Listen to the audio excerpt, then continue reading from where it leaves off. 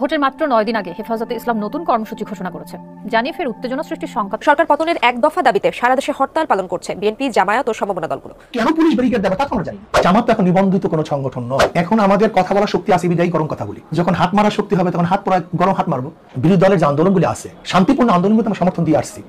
বাকি যুগপৎ আন্দোলন যাবো কি যাবো না সেটা এখন সিদ্ধান্ত আমরা নেইনি। সরকার যদি 2014 সালের মতো নির্বাচন করে সেক্ষেত্রে ইসলামী আন্দোলন বাংলাদেশ কি করবে? তাদের সাধ্য অনুযায়ী আন্দোলন করবে, প্রতিবাদ করবে। প্রতিহত করার কোনো পরিকল্পনা আছে? অবশ্যই তাদের সাধ্য অনুযায়ী প্রতিহত করার চেষ্টা করবে। যতদূর আমাদের সাধ্য আছে, শক্তি আছে, সেই শক্তি অনুযায়ী আমরা তাদের বিরুদ্ধে আন্দোলন করবো। দর্শক, নির্বাচনের আগ মুহূর্তেই ভয়াবহ সিদ্ধান্ত নিল জামাতে ইসলাম। জামাতে ইসলাম ভয়াবহ সিদ্ধান্ত নিয়েছে যে বিএনপির পক্ষ নিয়ে বিএনপির সাথে একজোট হয়ে টানা 9 দিন হরতাল অবরোধ পালন করবে। এটি ইতিমধ্যে আপনারা দেখেছেন চরমনাই পীর সাহেব মুফতি ফয়জুল করিম সাহেব কিন্তু হুঙ্কার দিয়েছেন যে একজোট হয়ে তারা কিন্তু হরতাল অবরোধ পালন করবে। ইতিমধ্যে আপনারা দেখেছেন বিএনপি যদি ক্ষমতায় না যায় তাহলে কিন্তু জামাতে ইসলাম তারাও কিন্তু কঠিন বিপদে পড়ে যাবে, এমনটাই কিন্তু বলতেছে। দর্শক, আজকে আপনাদেরকে একে একে সম্পূর্ণ ভিডিওটি দেখাবো, অবশ্যই ভিডিওটি শেষ পর্যন্ত দেখার অনুরোধ রইল।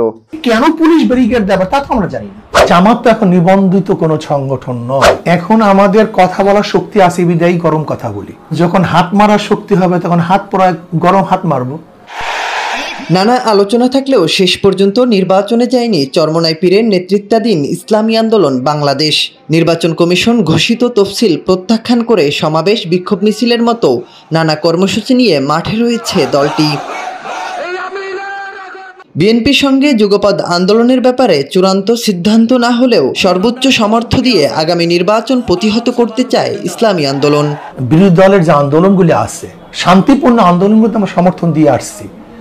বাকি যুগপৎ আন্দোলন যাবো কি যাবো না সেটা এখন সিদ্ধান্ত আমরা নেইনি। সরকার যদি 2014 সালের মতো নির্বাচন করে সেক্ষেত্রে ইসলামী আন্দোলন বাংলাদেশ কি করবে? তাদের সাধ্য অনুযায়ী আন্দোলন করবে, প্রতিবাদ করবে। প্রতিহত করার কোনো পরিকল্পনা আছে? অবশ্যই তাদের সাধ্য অনুযায়ী প্রতিহত করার চেষ্টা করবে। যতদূর আমাদের সাধ্য আছে, শক্তি আছে, সেই শক্তি অনুযায়ী আমরা তাদের বিরুদ্ধে আন্দোলন করব। নির্বাচন কমিশনের সমালোচনা করে দলটির এই নেতা বলেন, বিএনপিকে বাদ দিয়ে কোনোভাবেই সুষ্ঠু ও গ্রহণযোগ্য নির্বাচন সম্ভব নয়। প্রধান বিরোধী দল বিএনপি, তাদের অফিসে তালা, তাদের সমস্ত নেতারা গ্রেফতার, তাদেরকে বাদ দিয়ে কিভাবে গ্রহণযোগ্য নির্বাচনে আমাকে বলুন তো? এটা প্রহসন। আমি মনে করি যে এই নির্বাচন কমিশন আসলে নির্বাচন কমিশন নয়, আওয়ামী লীগের এজেন্ডা বাস্তবায়নের এক কমিশন। একে আমরা ইন্তেকাল কমিশন বলি। জামায়াতের সঙ্গে ইসলামী আন্দোলনের সম্পর্ক নিয়েও কথা বলেন এই নেতা। জামাত তো এখন নিবন্ধিত কোনো সংগঠন নয়। হাইকোর্ট বা সুপ্রিম কোর্ট তাদেরকে তো নিবন্ধন দেয়নি, যারা চ্যালেঞ্জ করেছিল। কিন্তু সেখান নিয়ে তো কোনো এখন আমাদের এই মোটামুটি জোট বা নির্বাচন নিয়ে তাদের ব্যাপারে তো আলোচনা করা চলতে পারে না। তাদের সাথে আমাদের যে সংঘাত, সেখানে কোনো উন্নতি হয়নি। ইসলামী আন্দোলনের কর্মসূচি নিয়ে নানা সমালোচনার উত্তর দেন দলটির এই নায়েবে আমির। এখন আমাদের কথা বলার শক্তি আছে বিদায়ী গরম কথা বলি। যখন হাত মারার শক্তি হবে তখন হাত পড়া গরম হাত মারবো। যেহেতু এখন গরম কথা বলার শক্তি আছে, সেটা আমি ছাড়বো কেন?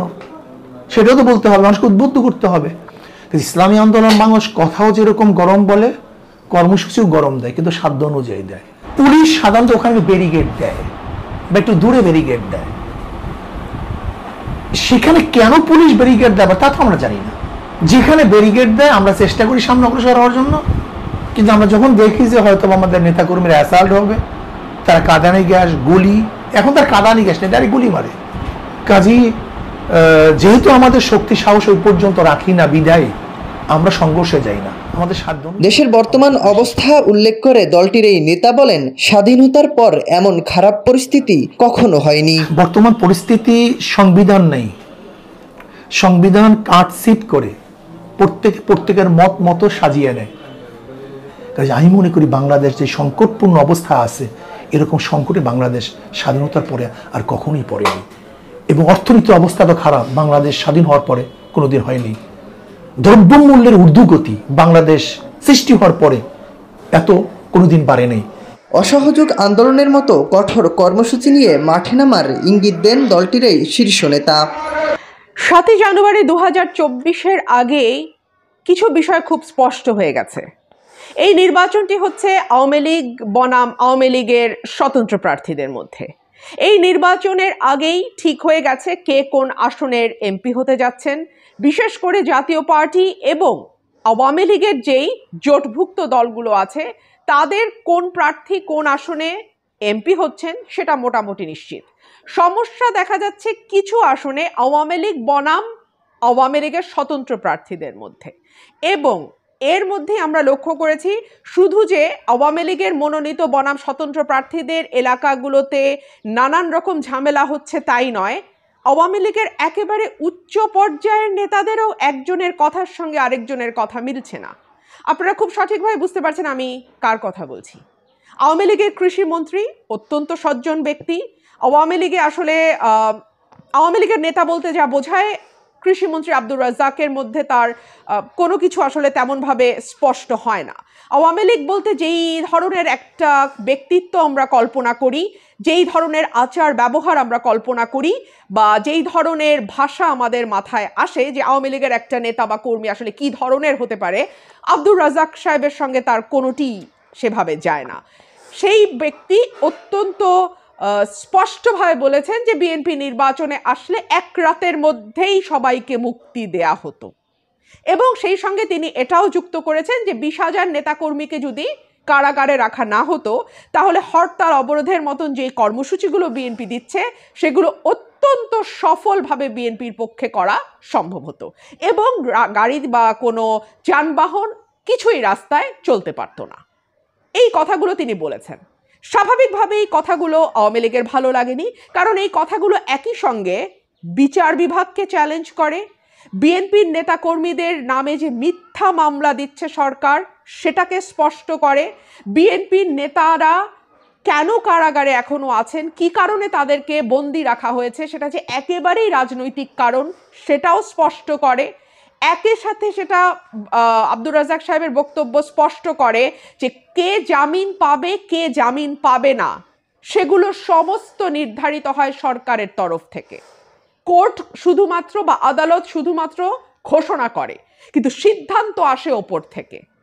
একই সঙ্গে আব্দুর রাজ্জাক সাহেবের বক্তব্য এটাও স্পষ্ট করে যে বিএনপির একটা বড় অংশকে ভেঙে নির্বাচনে নেয়ার একটা খুব শক্ত পরিকল্পনা সরকারের ছিল, যেই পরিকল্পনা বাস্তবায়নের জন্য সরকার আইন শৃঙ্খলা রক্ষাকারী বাহিনীকে ব্যবহার করেছে, সরকার সংস্থাগুলোকে ব্যবহার করেছে, সরকার তাদের নেতাকর্মীদের ব্যবহার করেছে, এবং last but not the least বিচার বিভাগকে ব্যবহার করেছে। এত কিছু ব্যবহার করার পরেও সরকারের সফল হয়নি, সরকার বিএনপিকে ভাঙতে পারেনি। বিএনপির নেতারা অনড় ছিলেন, তারা কারাগারকে বেছে নিয়েছেন, জামিন নেন নাই, কিন্তু তারা দল ভেঙে এই সরকারের অধীনে কোনো নির্বাচনে অংশ নেন নাই। স্বাভাবিকভাবে এই কথাগুলো আওয়ামী লীগের ভালো লাগেনি, এবং আওয়ামী লীগের সাধারণ সম্পাদক তার স্বভাব সুলভ ভঙ্গিতেই বলেছেন যে এটা আব্দুর রাজ্জাক সাহেবের ব্যক্তিগত মত, তিনি এটা তার অভিমত ব্যক্ত করেছেন। দল তার বিরুদ্ধে কোনো ব্যবস্থা নেবে কিনা সেটা দল চিন্তা করবে, এবং কি ব্যবস্থা নেবে সেটাও দল সিদ্ধান্ত নেবে। এই কথাগুলো যখন ওবায়দুল কাদের সাহেব বলছিলেন, তার মুখের বিরক্তি, ক্ষোভ, রাগ, শান্ত থাকবার চেষ্টা তার ছিল, তিনি শান্তই থাকেন, টেনে টেনে কথা বলেন, কিন্তু তার রাগ, ক্ষোভ, বিরক্তি অন্তত চাপা ছিল না। এবং আব্দুর রাজ্জাক সাহেবের কাছে যখন সাংবাদিকরা আবারও প্রশ্ন করেছে যে তিনি তার বক্তব্য প্রত্যাহার করতে চান কিনা বা তার বক্তব্য থেকে তিনি সরে আসবেন কিনা, তিনি খুব পরিষ্কারভাবে বলেছেন তিনি একটা কথাও ভুল বলেননি, একটি শব্দ তিনি তার বক্তব্যে ভুল বলেননি। হ্যাঁ, তিনি বলেছেন যে আমার 10 মিনিটের বক্তব্য থেকে 2 মিনিটের বক্তব্য কেটে আলাদা করা হয়েছে, কিন্তু সেই 2 মিনিটে তিনি যা বলেছেন সেই ব্যাপারে তিনি অটল আছেন, এবং তিনি বলেছেন তিনি যা বলেছেন সঠিক কথা বলেছেন। আসলে তিনি যা বলেছেন সেটা বাংলাদেশে মোটামুটি আমরা যারা সাধারণ মানুষ রাজনীতির ব্যাপারে খোঁজ খবর রাখি আমরা সকলেই এই ঘটনাগুলো জানি। পার্থক্য হচ্ছে তিনি জাস্ট বিষয়গুলো বলেছেন। আওয়ামী লীগের উচ্চ পর্যায়ে এই যে মতদ্বৈততা, দুইজনের দুরকম কথা, সাধারণ সম্পাদকের সঙ্গে অত্যন্ত ইনফ্লুয়েন্সিয়াল একজন মন্ত্রী এবং আওয়ামী লীগের অতি উচ্চ পর্যায়ের একজন নেতার এই যে বাহাস বা কথার লড়াই, সেটা আমরা লক্ষ্য করি একেবারে তৃণমূল পর্যন্ত, আওয়ামী লীগ বনাম আওয়ামী লীগে। কিভাবে? আমি 3টা উদাহরণ আপনাদেরকে দিচ্ছি। প্রথম উদাহরণটি, বিএনপি জামাতের কর্মীদের কোনো প্রার্থীর পক্ষে পাওয়া গেলে হাত পা ভেঙে দেবেন। কে বলছেন? বলছেন কুমিল্লার এমপি, কুমিল্লা সদর 6-এর এমপি আকম বাহাউদ্দিন বাহার। বাহাউদ্দিন বাহার নানান কারণেই তিনি আলোচনায় এসছেন, আর আগেও। এবার তিনি আলোচনায় এসছেন বিএনপির নেতাকর্মীরা যদি কোনো প্রার্থীর পক্ষে কাজ করে তার হাত পা ভেঙে দেওয়ার আদেশ দিয়ে। বিএনপির প্রার্থীরা যদি কারো পক্ষে কাজ করে, যদি করে, সেটা আওয়ামী লীগের স্বতন্ত্র প্রার্থী ছাড়া তো আর কারো পক্ষে কাজ করবার সুযোগ নাই, কারণ বিএনপি তো নির্বাচন করছে না। বিএনপির সঙ্গে জোটে যেই দলগুলো আছে তারাও নির্বাচন করছে না। সুতরাং তৃণমূল ওয়ার্ড পর্যায়ে বিএনপি যদি বা বিএনপির কোনো নেতাকর্মী যদি কাউকে সহায়তা করে, তাহলে সেটা আওয়ামী লীগের স্বতন্ত্র প্রার্থী হওয়া ছাড়া আর দ্বিতীয় কোনো রাস্তা নাই। অথবা আওয়ামী লীগের জোটে যারা আছেন সেই দলের প্রার্থী হতে পারে, অথবা আওয়ামী লীগের সঙ্গে সমঝোতার নির্বাচন বা সমন্বয়ের, মানে ওবায়দুল কাদেরের ভাষায় সমন্বয়ের নির্বাচন যে জাতীয় পার্টি করছে সেই সমন্বয়ের পার্টি হতে পারে। মানে তারা সকলেই আওয়ামী লীগের A team, B team, C team বা ডি টিম। এর বাইরে তো আসলে নির্বাচনে কেউ নাই। সুতরাং বাহাউদ্দিন বাহার যখন বলেন বিএনপির নেতাকর্মীদের হাত পা ভেঙে দিতে হবে, তখন তিনি মূলত ইঙ্গিত করেন যে তার বাইরে ওই আসনে যারা প্রার্থী হয়েছেন, সেটা আওয়ামী লীগের স্বতন্ত্র হতে পারে, আওয়ামী লীগ সমর্থিত হতে পারে, আওয়ামী লীগের জোটের হতে পারে, যেই হোক না কেন তার পক্ষে কাজ করলে হাত পা ভেঙে দিতে হবে। সহিংসতার উস্কানি শুরু হয়ে গেছে প্রচারণা শুরুর আগেই। বিএনপি জামায়াতের কোনো কর্মীকে নির্বাচনে কোনো প্রার্থীর পক্ষে পাওয়া গেলে তাদের হাত ঠ্যাং ভেঙে দিতে বলেছেন কুমিল্লা 6 আসনের সংসদ সদস্য ও দ্বাদশ জাতীয় সংসদে নৌকার প্রার্থী আকম বাহাউদ্দিন বাহার। প্রতীক বরাদ্দের পর 18ই ডিসেম্বর বিকালে কুমিল্লা সদর 6 ইউনিয়নের বীর মুক্তিযোদ্ধার বাড়ি উঠান বৈঠকে তিনি এই কথা বলেন। বাহাউদ্দিন বাহার বলেন, আগামী 7 জানুয়ারি ভোট, বিএনপি নির্বাচনে হেরে যাবে বলে আসে নাই। কোনো বিএনপি জামাতের কর্মীকে কোনো প্রার্থীর পক্ষে পাওয়া গেলে হাত ঠ্যাং ভেঙে দেবেন আপনারা। আমি আপনাদের সঙ্গে আছি, কোনো ভয়ের কারণ নাই। উৎসব মুখর পরিবেশে ভোট দিতে যাবে কুমিল্লার মানুষ। হাত ঠ্যাং ভেঙে দেওয়ার প্রকাশ্য বক্তব্য দিয়েছেন বাহাউদ্দিন বাহার। এখন পর্যন্ত তার বিরুদ্ধে ফৌজদারি বা হুকুমদাতা হিসেবে কোনো রকম কোনো মামলা হওয়া তো দূরেই থাক, তার বিরুদ্ধে আইন শৃঙ্খলা রক্ষাকারী বাহিনী কোনো রকম কোনো ব্যবস্থা নেওয়া তো দূরেই থাক, নির্বাচন কমিশনের তরফ থেকেও তাকে সতর্ক করা হয়েছে বলে শোনা যায় না। দর্শক, বিএনপি যদি নির্বাচনে না আসে তাহলে কিন্তু জামাত ইসলাম তারাও কিন্তু ছাড়বে না, এরকম একটি হুমকার দিয়েছে। ইতিমধ্যে আপনারা দেখেছেন জাতীয় পার্টি কিন্তু নির্বাচন করার কথা ছিল, জাতীয় পার্টি কিন্তু নির্বাচন থেকে সরে দাঁড়িয়েছে। তাহলে সেই নির্বাচন 7 তারিখে যে নির্বাচন হবে সেই নির্বাচন কি আওয়ামী লীগ একাই করবে, এমনই কিছু মন্তব্য করে থাকে কিন্তু অনেকেই। সম্মানিত দর্শক, আজকের এই ভিডিওটি পর্যন্তই, দেখা হবে পরবর্তী কোনো ভিডিওতে। সে পর্যন্ত ভালো থাকবেন, সুস্থ থাকবেন। আসসালামু আলাইকুম।